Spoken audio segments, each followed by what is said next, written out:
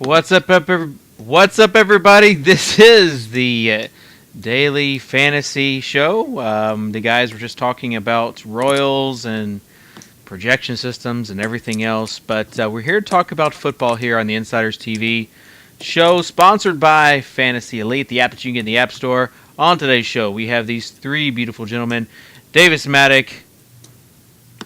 JJ is the first one that raised his hand. JJ. I wanted to do this, but I was not paying attention, and I missed my. I don't know how I could miss my head. It's so freaking big, but I missed it with the salute. It's true. JJ Zacharias from Number Fire, and another guy who's I don't know what to say really about this guy, but Drew Dinkmeyer from Fantasy Rundown. Drew doesn't even like football anymore. Drew has already turned one wistful eye towards NBA. I'm excited about NBA. I'm kind of getting. I don't remember getting this into NBA last year this early. Well, it's my fault because I drafted Drew some of the worst MFL 10 teams of all time. I don't even play MFLs. I play WelpFLs. WelpFLs. Yeah. I mean, to be fair though, some of it was a little bit out of my control because of injuries, but also. Stop. Oh no! Here's the thing. Drew knows he should have been listening to me with MFL 10s. Here's the thing. He knows that. Drew has a hard time filtering out my irrational exuberance because it's so contagious. Right. I'm like, it is what? Very contagious. Dude, Niles Davis is there in the 8th round. You have to. What are you doing? Don't even think about it. Yeah, weren't you guys big on Christine Michael this year? No, I was not. That was my fault. That was just Drew. But I do own all the Ladarius Green. All of it. But what do you also own a lot of, Drew? No, you think I own a lot of Kelsey. I own all the Ladarius Green. All right. Well, I don't actually feel bad about that because I can still end up working out. I do too. And I drafted Sankey my team is I own so much Sankey. Yeah, okay. Sankey is irrational. You guys just need some more Fred Jackson in your life. Oh my god. I can't handle JJ right now. I also have way too much Andre Brown. I have a lot of Marquise Wilson. I have a lot of Stephen Ridley. Andre Brown, I forgot that was a thing. Oh my god. Seasonal fantasy football in a format where you can't make waiver moves is just really a bad idea. That's why you have to exploit it. That's why I was just yelling at people when they were drafting Johnny Manziel and Josh Johnny Wood. Manziel is going to never start. Never, ever going to start again. I understood it way more in regular leagues where you had a waiver wire, but in MFL 10s, it made absolutely zero sense. It was just a waste. I still think I'm going to defend the move in retrospect because you never drafted him as a starter. Well, I mean, in regular, MFL 10s are different. You can't. The other thing that the big takeaway that I'd have from MFL 10s is just in general.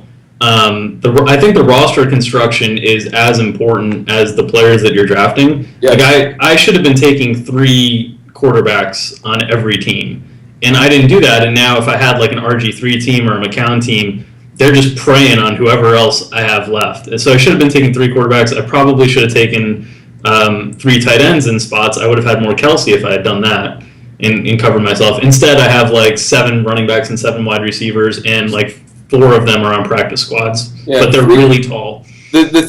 Also, what works is the 3 defense, 3 kicker, which people hate. They are super tall. I just processed that. That was Stephen Hill is still getting you points because I play in leagues where for every inch that your wide receiver is taller than 6'2", you get a point for that.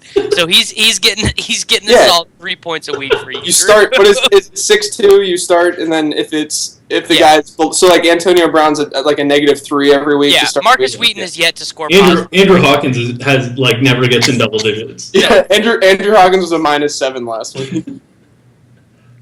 Okay, well, let's start talking about actual things that matter because I've actually now ruined all of my credibility. So this is a nice spot for me in this show. I can just lob the analysis to you two because people already know what my analysis is going to be. JJ already wants all the Tim Wright and Jared Cook hot takes. Tim Wright scored a touchdown last week. Just throwing it out there. He did. That was a very good take. JJ. You should definitely. No, let's start by talking about. Listen, I want to start by talking about quarterback because there is an interesting question for data-driven people like the 3 of us with Peyton Manning. basically all three of us sort of believe that Narrative Street does not exist in terms of effort. Like, these guys, they're professional athletes. They got to the point where they are by trying hard on every play and by giving their best and by being the best players in the world. That's what the NFL is. But I do believe that at some level, Narrative Street can impact play calling and game script. And I basically think it's a mortal lock that Manning gets the 3 touchdowns he needs to break the all-time record. Do you agree with me on that, Drew?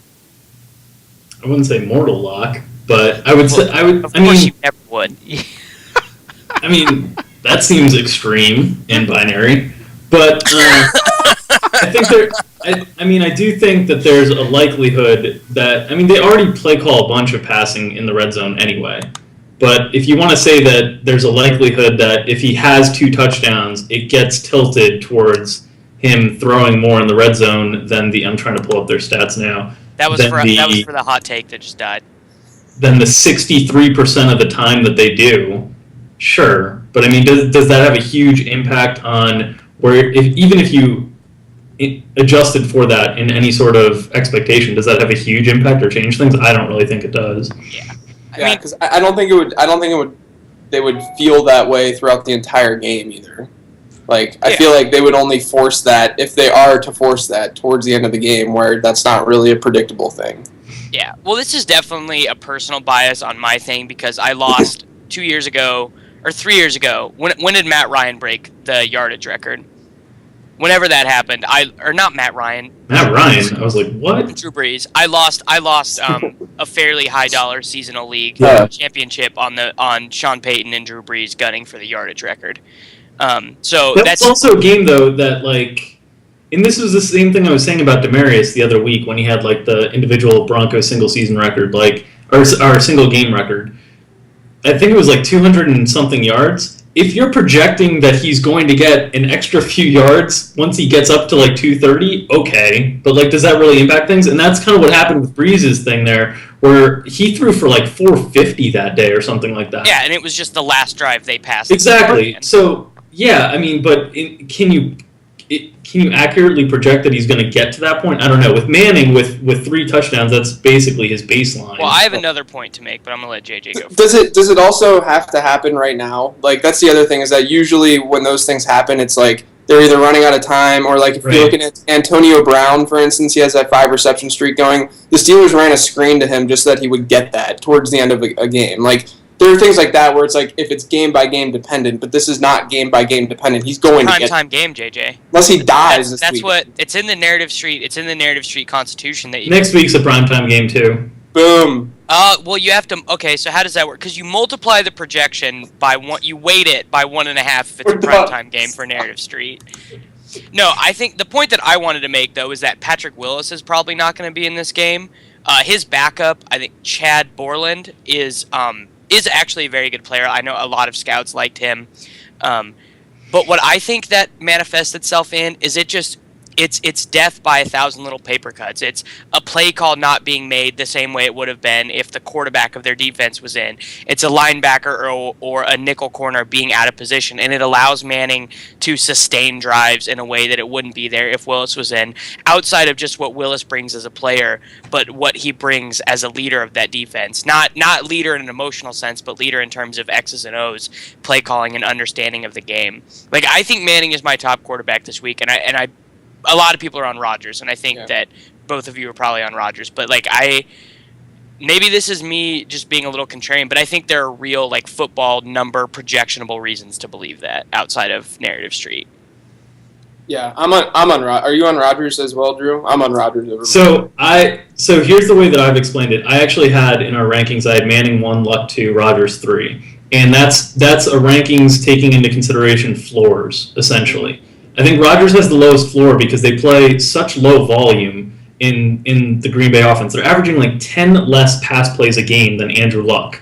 And so that's just going to overwhelm in terms of the opportunities. He also has the biggest upside because if that corrects, he's arguably the most efficient of that group. We're dealing with small differences in their. How much? Okay, I have a question though. How much of that do you attribute to the fact that Rodgers is just so much better? Rodgers. That's part of it. That's certainly part of it. But the thing is, their defense sucks against the run in teams. Now, this particular matchup might enhance the plays because Carolina doesn't sustain drives as much. But there's also the risk that if Benjamin doesn't play, there's the risk that this game doesn't stay competitive. Yeah, as well. Because Kotri, oh my God, so bad. Definitely talk about Rodgers though, and why you're on him this week, JJ. Because the Carolina secondary is terrible. Their corners are awful. I mean, it's mostly matchup. It's not, game script could get out of hand a little bit there. But at the same time, I think what was at least a little inspiring with regards to the Carolina run game last week was that they faced a really bad rush defense in Cincinnati, and they did work. So, Cam has to run the ball in order for that to happen, which hopefully he would end up doing so. But I could see it, if Benjamin plays, I could see it definitely being a shootout for sure this week.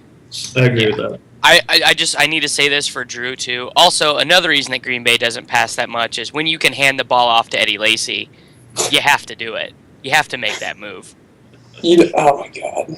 I actually think that I really like Cam this week because all that was holding him back from fantasy value was running. And if Benjamin is active and going to play a full complement of snaps and he's running again, I mean, how bad has Green Bay been historically against read option quarterbacks? Like Dom Capers just doesn't he just does not understand the concept of it. And their linebackers are even they're a couple years older, they're a couple years slower. In terms of getting to the edge against a fast and physical quarterback. So I think Cam is actually sort of my fourth guy behind that elite tier of those guys if Benjamin is active. I know that's a pretty hot take. No, it's not. I mean, it's not that hot. I mean, Cam is great. I have Cutler fourth. The floor is so high. It's amazing. Cutler's variance, literally, there are four guys that you can just plug and play every week, and Cutler's one of those four guys. He just doesn't matter. He just has a floor. It's crazy. And his price point's right around Cam on pretty much every site. So I don't disagree with that Cam call at all. I thought he'd be. I kind of debated on whether we do videos for DKTV with Roto Experts, and we had him in our tournament section as a great tournament play. And I kind of debated whether to make that recommendation or not, because I don't know if he'll be higher owned simply because of what he did last week. I actually think his style of play lends himself even more to a cash game because, I mean, we talk about Rodgers and Wilson adding a floor with 20 to 30 yards of rushing a week. I mean, if Cam's healthy, and he might not be, Burfict did do that thing to his ankle, but if he's fully healthy, he has a floor of 12 rush attempts a week. Yeah, it just hasn't played out in the box score this year. That floor hasn't been there in the box score yet. Yeah, I'm also not really a believer of rushing statistics being a floor for a quarterback because it's everything. You need everything, and typically, I understand Cam does not necessarily have the floor that a lot of people would expect, even historically, given what he's done, just because his passing numbers have been kind of sporadic. So I don't necessarily buy into the rushing statistics give this guy a floor because passing still matters way more. In my humble opinion, I think his mediocre passing statistics are definitely related to the health of his leg because his running obviously makes defenders be a little bit more honest in terms of pass rushing, but it also helps him evade pressure. It helps him be mobile, and those are to be a scout for a second. Those are the areas where he wins. Cam Newton was never going to be an elite NFL quarterback if all he did was take 5-step drops and make throws. But if you get him on the move a little bit, if you roll him out, if you allow him to use his athleticism to beat pass rushers, he's a top 5 quarterback in the NFL. That's just due to the physical ability that he has. And we've seen it several times this year where Benjamin's inconsistencies have actually been the reason for Cam not having big games. He's dropped. Yeah. The Chicago game, Cam played very, very well. Yeah. And Cam Benjamin really hurt him. He dropped that dime from Fuller and then just lost the ball in the air for the touchdown. All right, let's go some tournament quarterbacks, some guys you're not really considering for cash games, but who you sort of like on the edge. Who do you like, Drew? So, pricing is a little bit variable around the different sites, but I do like Derek Carr this week. He's very cheap, and the Raiders have finally figured out who to put around him from a wide receiver perspective. with Andre Holmes and James Jones and Bryce Butler. Like, those are their 3 best receivers. They've figured that out. Do you know what they all have in common? Height, I'm guessing? They're all big. Yeah. Butler and Holmes are like huge human beings. Yeah. So, and the volume's going to be there because they don't really run the ball well, and they often game script gets fluky, and he's at home. So I don't mind him. Whoever starts for Tennessee, I dig. I'm hoping it's Locker, but I saw something earlier today that suggested that might not be the case, simply because Locker has upside with the legs that can really help with tournaments. And then, there's other like secondary options that did well last week that it feels like chasing points, whether it's, Joe Flacco or Colin Kaepernick. I think Kaepernick is cheap enough on certain sites. Joe Flacco is so much chasing points. I don't even care about the matchup. Bad, man. Atlanta is so bad. Yeah. I think if you want to play that situation, you play Forsett. Well, they have the second highest team total this week, Baltimore. So it's not like, I don't feel like it's chasing points. I know it. I mean, it is in a way, but the matchup is very, very strong. Well, I'll let JJ tackle this one. No, I think I side with Drew a little bit more, but I don't think he's like a primary tourney player or anything like that. But I do think that the thing with Flacco is that he does have a lot of variance in his game, so he does have blow up weeks like he did last week. So that's always something that you want to look for. I'm kind of intrigued by a Roethlisberger Antonio Brown stack just because. Really, are you?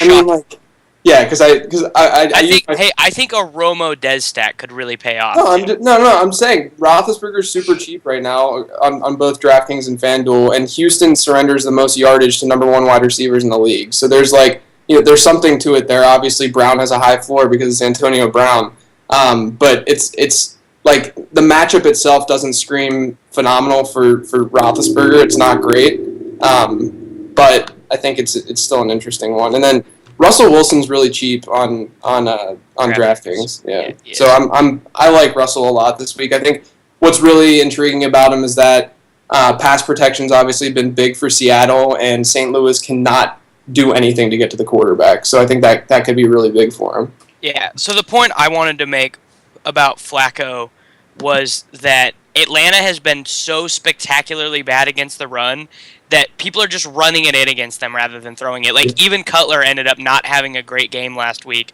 Marshall got tackled, I think, at the 3. Still like 381, though, I think. Yeah. But I don't think, first of all, that's not... The guys he has, though, to throw to are guys that take it from deep. Mm-hmm. So, like, the upside for big plays, Kitchen, do not make those faces. I know you're paying half attention. But Torrey Smith, Steve Smith, they score from deep. So, there is that upside there. Tell me why Steve Smith is motivated this week, and maybe you can convince me to play. Because Panthers... Falcons were rivals in the NFC South. He just has hate in his heart for them. And he has hate in his heart for all teams in the NFC South. Yeah, and he wants to remind them that just because he's not in the division anymore doesn't mean he can't kick their ass. Yeah. Great. Okay. Good. Cool. Yeah. So definitely on Flacco this week as a result of that. Let's move on. Let's talk about some running backs. So a certain Fantasy Insiders contributor who will not be named, Mark Gindy, believes that the Giants are going to kick the Cowboys' asses on Sunday. But I think that DeMarco Murray is clearly the top running back play, and I don't think it's debatable at all at this point. Is he someone that you're sacrificing some other spots in your lineups to make room for, Drew?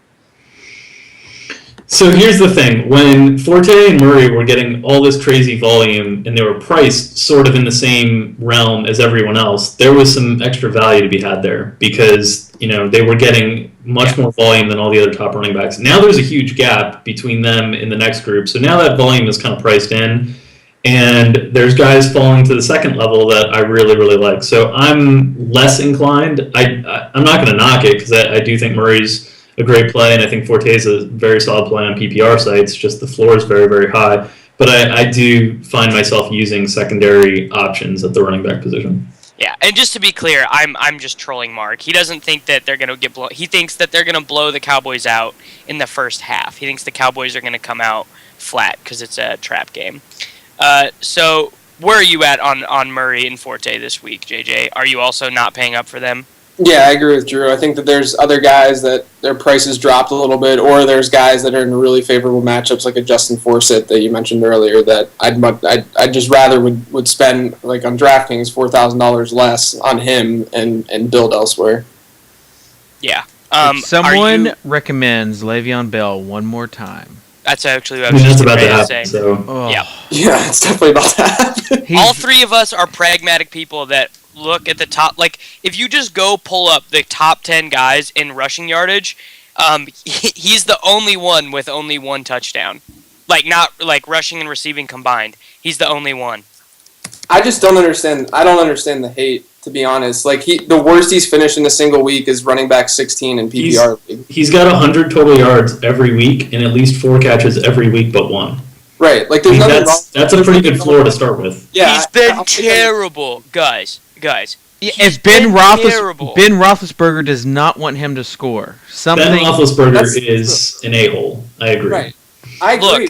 But at the same time, like, his price is amazing this week, on DraftKings at least. I think Roethlisberger has it like a challenge in his head. He's like, I'm going to make all of these midget wide receivers good red zone options. I'm going to target Marcus Wheaton into the end zone until it happens. 4 times. 4 times last week. What the hell are you doing? Dude, Marcus Wheaton had the worst wide receiver game in the history of the NFL last week. I can't imagine what you didn't learn from the first 3 times that the 4th time was really necessary. Like, I mean, he just thinks that he's so good that he can make Wheaton good. I think it's like a personal challenge in his head.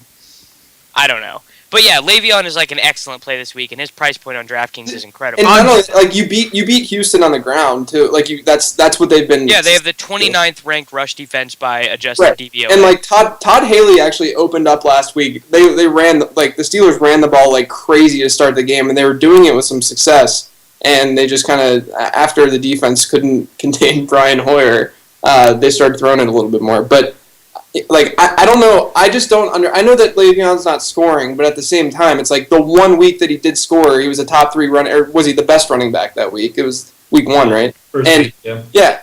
And so like if he scores a touchdown, he's going to be a top 5 running back. That's basically what you're working with. And if he doesn't, he's still top 15. Yeah, but like, priced, yeah. David, don't be emotional. Don't be Steve Fink right now, dude. Stop. Let me get my point across. On DraftKings, I agree. Okay. On FanDuel, yeah, you just play Ellington. I mean, you get 2 spots. But you only have two. You only have 2 spots. So yeah, if we're just talking about one site, then sure. Overall, though, I'm not putting him, and he's like Where would you rank on your top running backs this week? What number? I'd say probably 5th or 6th, but I'd rather pay up for those other guys. That's the thing. In that price range. Like, if you're making the sacrifice, you should just play Forte, and then if you just he's in a weird pricing range, basically the way salaries are right now. He's like the lowest price of that first tier, and I'd rather have the other guys in that first tier. Yeah, FanDuel's. I think DraftKings he's the clear play, but FanDuel's a little bit sketchier. You're sketchier. I'm fine with that, and I have Bell 5th in our rankings, so I'm not. It's not like I'm far off here. He's priced like the 8th or 9th on a lot of sites. And yes, I was all in on Bell the past 2 weeks. Yeah, it's like David is just being. You know what David's being right now? He's like, I don't care if Strasburg has a big game. I would rather lose without Strasburg on my roster than win with him on it. No, I'm like, Chris Paul is so overrated. All right, enough of this. He is overrated. Other running backs. DeMarcus Cousins is way better of a player than... I did not agree with that. Yes, you did. That was Gindy. No, you definitely all right, did. Drew. And Kevin Love as a third Justin option. Forsett or Andre Ellington? Gun I'd rather play Ellington. JJ. Who was it? Forsett or Ellington? I like Forsett's value more, I think. I agree. Atlanta's just so bad. Like anyone could have 100 yards and a touchdown against Atlanta. I just wish Forsett's touches weren't capped. They seem capped at like 17. 15. They're definitely capped. And so that's the thing that I don't like. And like I think Forsett's good. I was on that train when when the first Ray Rice news kind of broke that I think he's good, but I don't know if anybody else in the NFL thinks he's good because nobody ever plays him.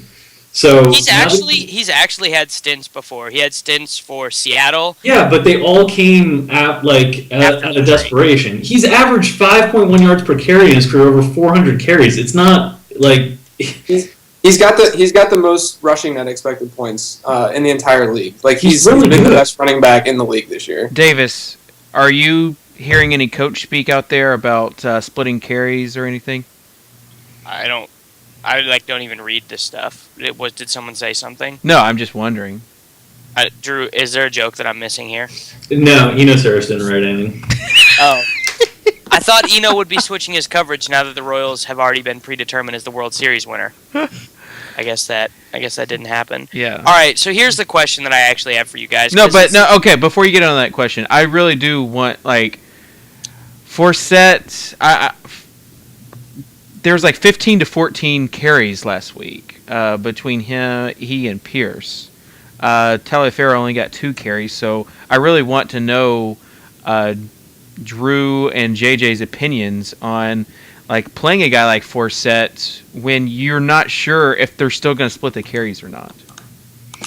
Right, so that's why I lean towards paying a little bit higher price tag for Ellington, who seems pretty safe for 20 touches one way or the other, and has a pretty good matchup in his own right and on an offense that isn't expected to score as much as Baltimore, but is in a fine spot. But I like Forsett as well this week, and the price point is really friendly. I'll have exposure to both those guys for sure. So I wouldn't argue it too heavily. If I had to choose between one, I'd pay up for the security of the touches a little bit more. I just feel.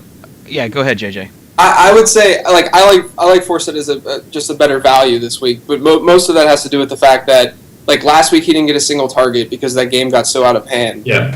And this game is not going to get that out of hand. So I think if he catches 4 balls like he usually does, right, then he's probably going to be the better play over Ellington. And I think that will happen. He's probably going to get 5 or 6 targets in this game. And Ellington also grabs a couple receptions a game as well. Yeah, and he just has more athletic upside. Let's just say if I'm watching Red Zone and they come up with an Arizona Cardinals highlight that's a 75-yard touchdown run from Ellington, I would not be nearly as surprised if I got a game break from the Ravens game that Justin Forsett scored a 70-yard touchdown. Forsett's good, man. I'm not saying he's not. Run from... The other thing too is Ellington. I think is still listed as questionable because he has that foot injury. But yeah, I mean, I'm just to throw that out there. But I don't think you can really go wrong with either of them this week. They're both really, really good, and really well priced, and I think that they're both gonna. Well, that's the kiss of death. Thanks, JJ. Yeah, no problem. You definitely just. So how about the? I think this one's actually a little bit more apt. I guess on FanDuel the pricing gap is there, but I was looking at DraftKings and the pricing gap is pretty similar. But Ben Tate or Forsett, and Tate, Tate's not catching passes in DraftKings at PPR.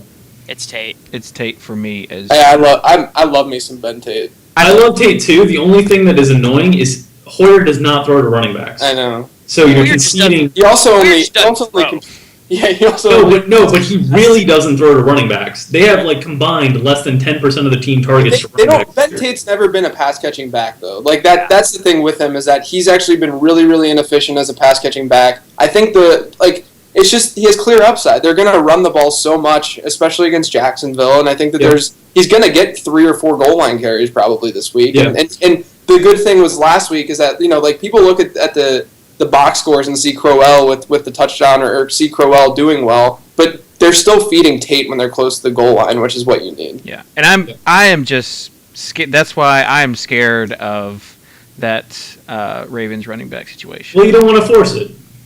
Oh, that was actually really good. Yeah. I didn't even cringe. Well, we also used that on yesterday's show too. Oh. Hashtag dad jokes. No, Gindy actually made a pretty raunchy joke, I will say. Yeah, I love Gindy. Yeah, you do. Gindy is GOAT. But no, I mean that's where I feel like it's one of these things where he's going to produce single-digit fantasy points, and then we're all going to Twitter is going to be a hot mess when that's happening. Why did Taliaferro get that touchdown?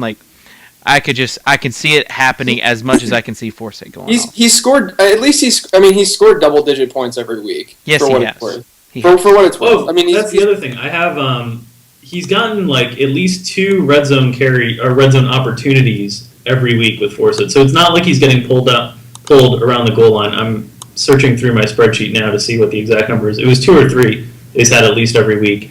Yeah, he's had 2, 2, 3, 3, 1, 3. So he had 1 week where he had less than 2 red zone looks. He's not getting Sankey'd, is what you're saying. Yeah. Yeah, that sucked. Well, I mean, Forsett has great footwork. Okay, so let's talk about some bad running backs real quick, because I still think they could have some usage. First of all, are either one of you using Sankey like in any situation this week? Millie Maker teams, anything? No, I you attack probably will. Washington through the air too. So I mean, it's just no. Okay, well, I probably will. I will probably have some exposure in the Millie Maker. All right, the real question I have is Jerick McKinnon, because at the start of the week, hear me out, you children. So at the start of the week, it actually looked like Jerick McKinnon was like sort of the guy for Minnesota. You know, Matt Asiata was playing fullback last week. He played the 4th least snaps of any offensive player on the team. Buffalo has a really good run defense. Their front 7 is very good. But McKinnon also had a ton of... I think he had 5 catches in sort of mop-up duty last week, which was not something that I expected from him. So he sort of combined that upside of being literally actually the most athletic player in the NFL. That's not an exaggeration. He is the most athletic player in the NFL. As well as some of that ability to get points in mop-up duty. But then Mike Zimmer came out and said, actually, we would like to give Matt Asiata and his dad 40 time more carries. I still you know why that is, though, right? Well, like, they were scared that they might score too many points. No, they're scared that Bridgewater is going to get killed because Jerick doesn't know what the hell he's doing in pass protection. Well, he was playing triple option quarterback in the SWAC last year. Of course, but here's the thing: if this game script gets bad, which it could, I mean, they're road dogs. Asiata's going to be in there for pass protection.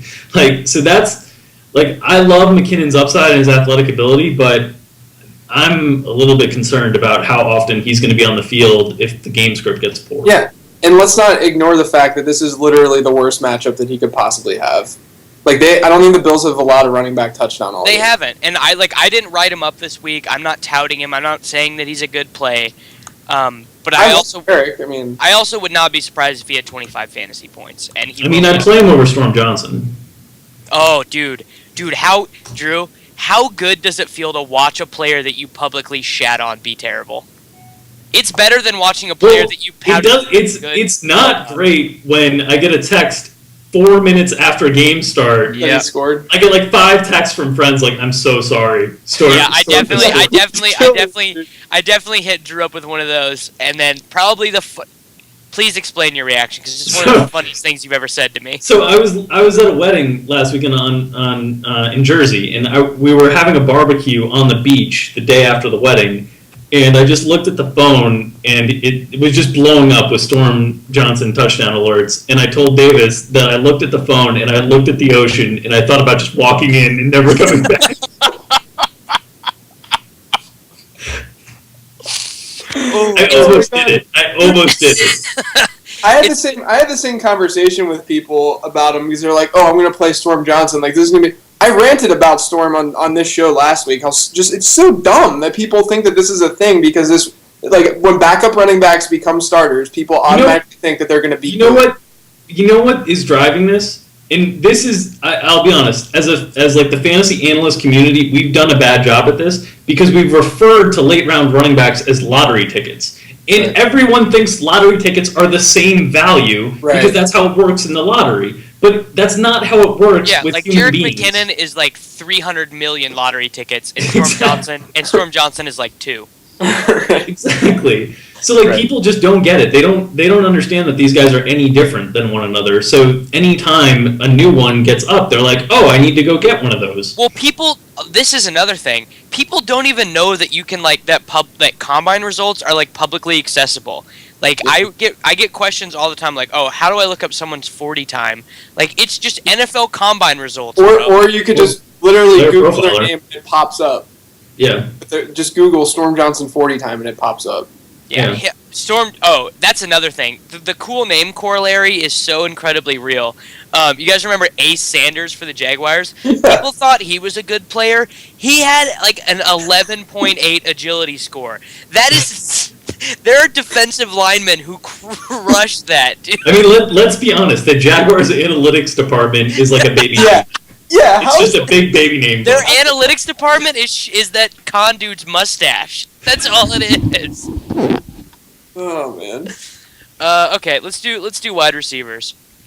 So, is that what you were gonna say? Is that what you're gonna say about McKinnon? I mean, that's it. Like that he's athletic and you might play him. I'm gonna play him on some Millie Maker teams because I think that he has upside. I know that sounds ridiculous, but he's a guy who I think that if there are just a lot of variables that we don't know what's going on in Minnesota. Like we're not privy to their practices. We're not privy to the conversations that Zimmer is having with McKinnon. We're not privy to how he's coming along as a pass blocker. Yeah, he's been really bad, but those statistics on Pro Football Focus are not predictive. They are descriptive. He's played 6 NFL games. Like he has a lot left to learn. That's fine. If it was a better matchup, I'd be fine with you saying these things. I would agree. I also the 2 tournament recommendations I wrote up at running back is an homage to fat Alabama running backs. So like use as many fat Alabama running backs as you want in tournaments this weekend because on DraftKings I actually think they're priced pretty well. Trent Richardson has more rushing yards than Eddie Lacy. Trent Richardson, somehow they're giving him 17 touches a game. Yeah, it's crazy. It's absurd. And they're averaging 31.5 points a game. So like there's a week he's going to fall into 2 touchdowns. But that's like 8 touches for a normal running back though. To be fair. No, I understand, but there's a chance that he could just fall into 2 touchdowns. No, I'm not disagreeing with you. So, I think and I'll say the same thing about Lacy. I know a lot of people are going to tout Lacy as a cash game option at 4,700. Get the F out on that because he's splitting carries and snaps with James Starks. But Miami has a good run defense. No, they're playing Carolina. Oh, never.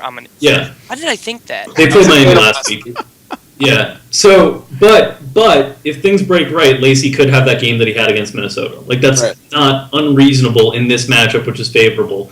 I would not touch him in a cash game. Get a hazmat suit for your mentions if he scores 2 touchdowns. If they get close to that goal line on the odd series of plays that he's in, you're going to be so screwed. Nope, because Rodgers will just throw it because that's what he's done for his entire career. Well, here's the other thing. We talk about we talk about tournament lineup leverage all the time. People talk about it with like quarterbacks and receivers, right? There's other ways to get tournament lineup leverage. And so Rodgers and Jordy are going to be a really popular combination in tournaments, right? So one way to get leverage against that stack is to use the running back from that team, because if the running back does well, you're not only doing well for your low percentage pieces of Eddie Lacy, but all those other Rodgers and Nelson combinations, their upside is likely capped.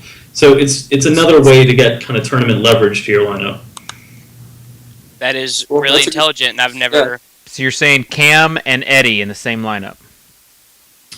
Well, yeah, but that's a more popular notion that's discussed, like quarterback of one team, running back of the opposing team. I'm saying just in general, high-owned players, if you take other parts, like another guy I like for tournaments this weekend is Corey Fuller from Detroit, if Calvin doesn't play, because everybody's going to own some Golden Tate, right? If Golden Tate doesn't do well, it's probably Corey Fuller that's going to do well, because he's next in line and the Saints suck. So that's extra tournament lineup leverage into your lineup. This is the stuff we write about over at Experts. Yeah. So Matt Friedman made probably the most brilliant analogy that I've heard in my entire life in relation to Golden Tate, and it will serve as a good transition to our wide receiver discussion. Basically, the analogy is that Golden Tate is Ron Weasley. When Harry Potter is around, he's really awesome and does really heroic things, and it's fun. When Harry Potter leaves, he's just a whiny little dude who has red hair and does nothing and is not cool. And that's really what it is. Golden Tate does not succeed as a number one option of a passing offense. I don't understand. Why do you feel that way? Not that I'm saying, I shouldn't say that. Like, I don't think that it's sustainable for Golden Tate to be a number one wide receiver in the league. But why? It's a good matchup. Right, like he's actually produced outside of last week. He's been pretty good without Calvin over the last it's been like 3 weeks, I guess, if you count when Calvin was decoying. Yeah, like it's pretty simple. Like I it's a good analogy. I like the analogy. It's a very good analogy, and I should just go pull up Matt's article and just steal his analysis too. So like the one thing that I found this week when doing some research is there's been 12 wide receivers. I tweeted this too. There's been 12 wide receivers with 5 or more targets against New Orleans this year. And 11 of the 12 have double-digit PPR performances. Like, Golden Tate's going to get volume, and as a result, he's going to produce. Like, it's there's no question about it. Yeah. By the way, Cordell Patterson's the only one who didn't hit 10 points. I'm so over the Cordell Patterson discussion. When he's finally he has a great matchup this week, by the way. Yeah. When he's Like, Gilmore's numbers this year are absurd. They are, I know. Totally absurd. He's given up 20 completions on 24 targets for like 258 yards and 4 touchdowns. Brian Timms roasted him like a pig over an open fire. All right, we got to talk wide receivers, though, like, real quick. First of all, I led into the league, or doing my write-up, thinking that DT was going to be my number 1 guy, and he's my number 2 guy, but it's Jordy Nelson. Yeah. Antoine Kaysen has the worst pass coverage grade in all of Pro Football Focus's database this year. Come up with an adjective to describe, an adverb, or an adverb to describe what Jordy Nelson is going to do to Antoine Kaysen. Drew. An adverb would be adding ly to an adjective. Yeah. I'm not. He's going to roastily. No. All right. No, that's not. That's destroyly. An adverb is just anything that describes a verb. An adjective is anything that like a noun. This is the discussion. Yeah. Nerds. He should roast. So Jordy's got the highest market share of targets of any wide receiver in the league, and they're coming from Aaron Rodgers. That's a really good recipe. The cornerback he's facing sucks. It's awesome. It's all awesome for Jordy. And they have a super high team total. Yeah, Jordy's gonna eat. Jordy's the best. He's easily the best option this week. Okay, analysis. Let's give some min price guys, because like not min price, but like value options at wide receiver, because I'm not really finding a ton that I like. I think the guy a lot of people are going to lean to is Marcus Colston, and I believe that to be a mistake. That's a big mistake. The best performance was a wide receiver 28 since week 1 against that defense. It's just not. It's not pretty. Or I think it was something like that. And he's only catching 50% of his targets. He has only 29 targets through 5 games. And I don't think that he fills the role that Graham does in their offense. Like, he's not good enough and athletic enough to be a red zone thret anymore. Right. I don't know why I have no idea why people like Marcus Colston. Because they remember him. And this is coming from a guy who I usually am like fine with Marcus Colston, but he's done. He is so done. I'm over him. I think he's okay. Yeah, I was waiting for Drew to, because Dan feels the same way, that like he's not. So is it because of Graham Dink? Yeah, I think he'll be the primary red zone guy if they get down there. And they are going to have to throw passes in this game. Yeah. Don't get me wrong. Like, it depends on the site, right? Because like DraftKings, there's tons of cheap wide receivers that are like all little PPR monsters, guys who don't score touchdowns but rack up catches, and so like. There, I'm not as interested, but like on FanDuel, there's not a lot of super cheap guys. He's not the guy that I'd choose. I'd choose Justin Hunter or Devontae Adams before him, but I don't mind him. I think that pretty clearly Cooks is a better daily fantasy option. Well, the price. Yeah, the price. What is? He's priced like a guy who could score a touchdown, and I don't know if he can. I'm going to be honest. They don't throw the ball 7 yards down the field. He can't. He can't. But he also could have 12 catches for 85 yards. Though. I do think that he's very. I think that of the wideouts on that team, it's very obvious that he's the most matchup proof, without a doubt. But like Drew was saying, the price point's ridiculous. Like on DraftKings, he's around Kelvin. Kelvin's cheaper, and like there are a lot of options that I'd rather have over Cooks this week. They're both. Like, I wrote Brandon Cooks up basically because this is what I think happens. I think Breeze, I think that offense is not very good. I think that Colston is legitimate. Like, Colston is, I believe, 48th in defensive yards above, defensive yards above replacement, which is just a fancy way of saying that Football Outsiders has calculated that he's not really adding much to his team when they throw the ball his way, and it's below his career average. He's lost a step the way that you would expect a 32-year-old receiver to lose a step. Yeah. And I don't expect a big game out of Cooks, but I also know that Drew Brees will pass the ball because that's what the Saints do. And he runs high percentage route. He's catching 82% of his targets compared to 52% catch rate for Colston. He doesn't run hard routes. His routes, every game, he runs option routes, so his job is to run to a space where a defender is not, whether that be 7 yards down the field or 12 yards down the field, and wait for Drew Brees to deliver the ball. He's not adding value to his team, in my opinion, and he definitely, he has, like a 5% chance of scoring a touchdown given his size, but... It's not even, I mean, obviously the size is a big part of it, but it's the absolute unwillingness to let him go more. Like, he's like on an electric shock collar with how far he can go down the field.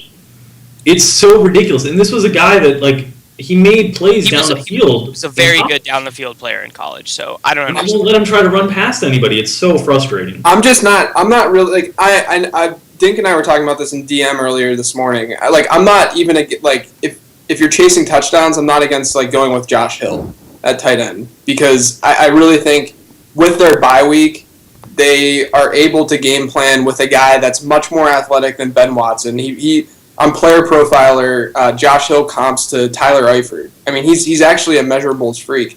And I keep throwing this out there that, like, usually we just think backup tight ends are dad runners, but, like, Josh Hill is not a dad runner. Right, he's a beast, and I'm really intrigued by him in the red zone as well. So if you I think that's something to keep an eye on as well. But the thing we have to keep an eye on is Graham was limited today. Yeah. So I mean, Graham might even go. Who would you like? Let's say they activated him the last second. Who would you pivot off of if that was the case? Like, you would have to.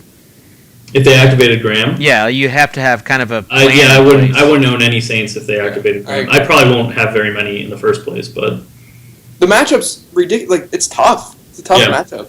Yeah. Which is why he's going to throw 5 touchdown passes. Because Mr. Tuttle would like an Alfred Morris hot take for 4.7 on DK. Yeah. I dig it. I dig it too. Yeah, I don't have a problem with it. I mean, the thing with Morris is you're always concerned about volume, right? Like, because he needs it, because he doesn't contribute anything in the passing game, and that game script figures to be in his favor to give him the volume he needs, and the price is great. Yeah. So, like, if he was priced around, the Ellington group, I wouldn't go near him, even with favorable game script.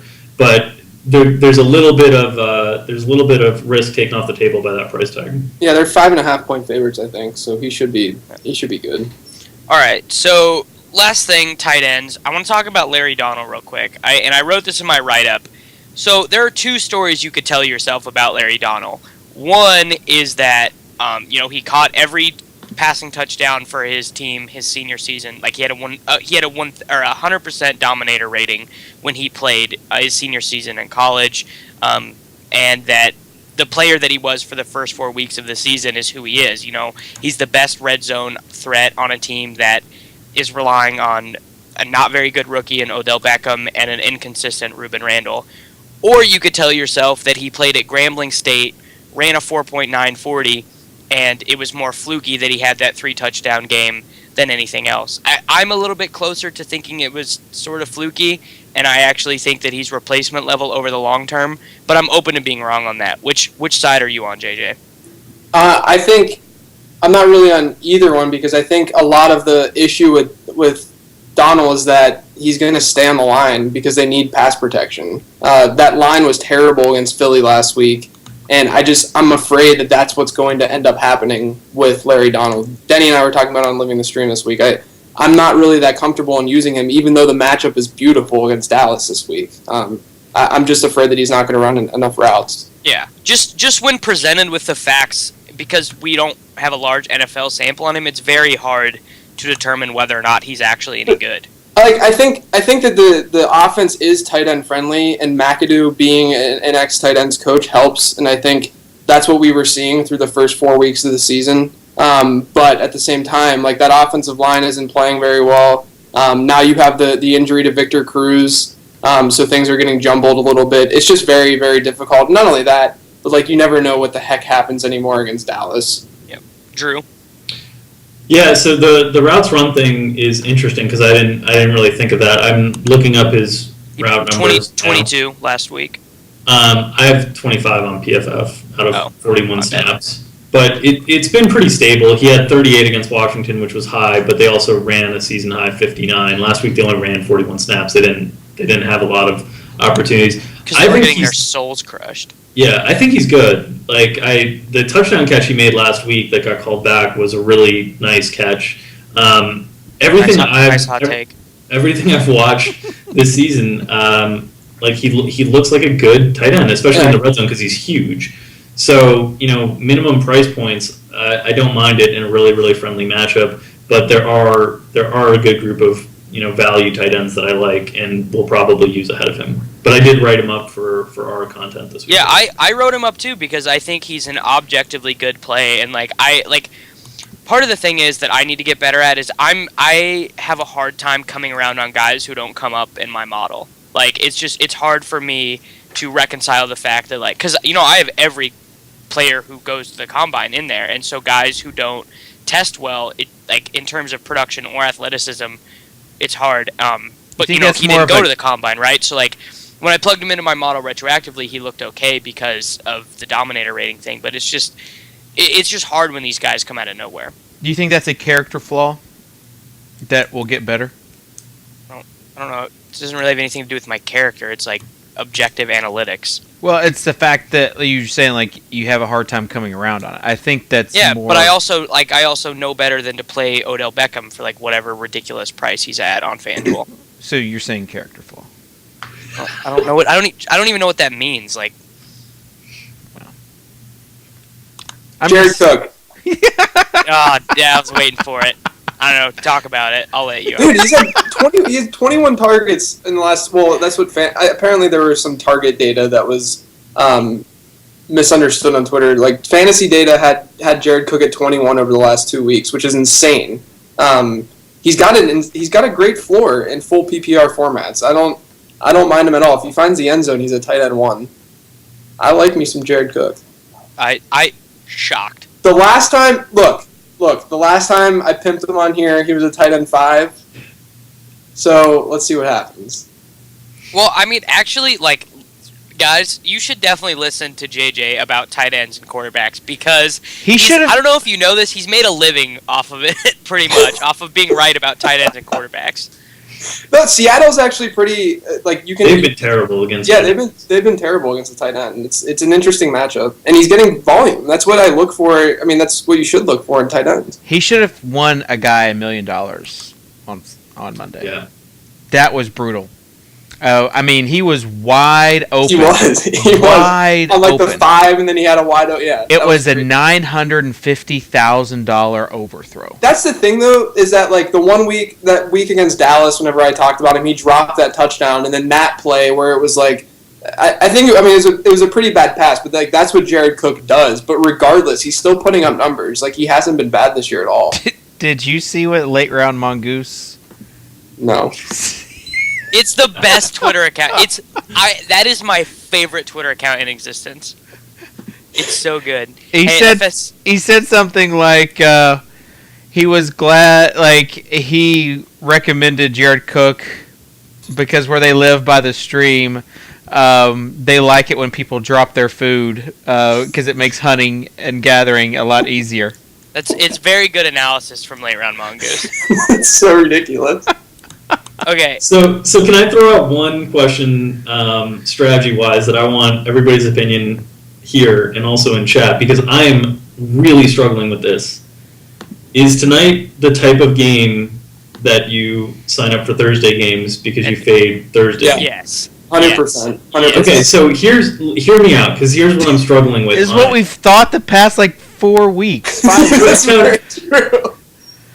So here's my thing, is that the guys that are likely to be used in this game are the guys that I'm scared of. Nobody's going to use Jets players, so you're not going to get freebies on that. No, they will. People do dumb stuff. I don't see that happening. And then Not the high levels. yeah, like I just don't see that happening. And then I mean, I think Brady's obviously got a good matchup. He could go off. That scares me a little bit, even though I wouldn't mind seeing him in head-to-head games simply because I think there are some better options. But he scares me a little bit, and I'd rather not spend on Gronk, and he scares the crap out of me. So like the options that could be used, I think, are really narrow, and they're the ones that could have big games. So I'm a little bit leery. Is the weather still bad? Yeah, it's supposed to be bad. Yeah, but there are going to be people who use I would just throw it in some GPPs because there are going to be some teams that are right. That use So Bolden, Vereen. Thursday GPPs are always I think there's always value in Thursday night GPPs. I'm just thinking like cash games. I haven't signed up for games because I'm a little bit nervous about this one. For me, that guy on cash games that's really scary is Gronk. Yeah, because if you fade that game and you don't have him and he has like a Gronk game, hey, even like LaFell's kind of scares me. Yeah, that's I have true. a tight end question for you, David. How did Jason Morrow do last week? Did he have the best game that a rookie tight end has had this year? Or he did. He did pretty good. Oh, I thought his hands were too small. He also apparently, I didn't watch the game, but apparently he also dropped like a wide open pass that would. His catch rate is out of control. So yeah, he's a rookie. Like this stuff happens, but he's really good. He is. He just has small hands. He has small hands. Drew, you're so. Can we talk about Anquan Bolden actually? Yeah, sure. Good call. Good call. Damn it, we were so close. Yeah, I was hoping that JJ would just forget that he Sorry, we're out of time today. I just have to bring it up. Target that number 2 wideout against St. Louis. I actually wanted. Okay, one more question before we go. Andre Williams, are you going back to him at all this week? Because if the game script does go in the Giants' favor, he'll have a huge game. Because Dallas's defense still isn't good. Why do we keep doing this with Dallas though, David? I'm not saying he's a good play. I'm just saying, are you guys going back? But we now have a 6-game sample of game script never going in Dallas's opponent's way. Drew was tilting. I'm sorry. Did you ask me if I'm going back to him? That would suggest I went to him. I didn't use him. I'm just the community did. Yeah. He was on FanDuel games. He was 60% owned. Wow. In cash games. I did not support that. He was 60 and Brendan Oliver was 40. Yeah, Drew was tilting me on Twitter the other day because he was just like, oh, other people are calling Dallas the 76ers when I've recommended 2 players against them all year and they both did fine. You can't do that thing though. You can't mock other people when you have done part of it. Breeze was good. Breeze was good and Eli was a misfit who's in the basement of the Saints facility watching film. And he's coming to us via a hacked into internet scheme with military technology. And Davis, you are using an Ethernet cord right now, right? No. No, you're not. I thought you. I bought them. I bought them. I just haven't plugged them in yet. Because it's so hard. No, they're out in third roommate's car. Oh gosh, you're terrible. All you are terrible. Thanks to Late Round Mongoose, aka Late Round QB. From numberfire.com. Also, Drew Dinkmeyer from the Daily Fantasy Rundown.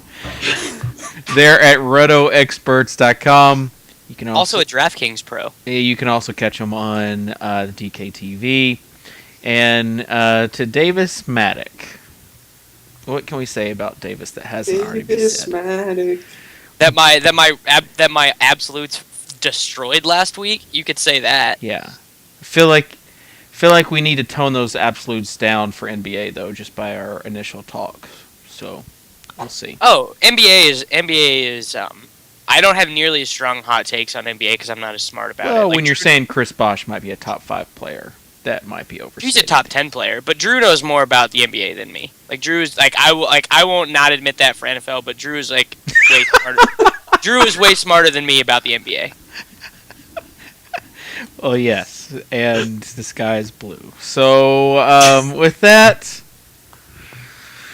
Guys, it's been fun. It's always a fun hour. Tomorrow, 5 Eastern, we'll be back on again. And then we also have the college football show tomorrow night at 11 Eastern.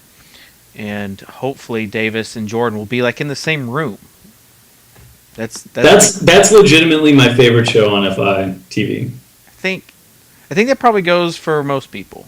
Because you get after dark silliness. Sometimes Ben's wearing lipstick.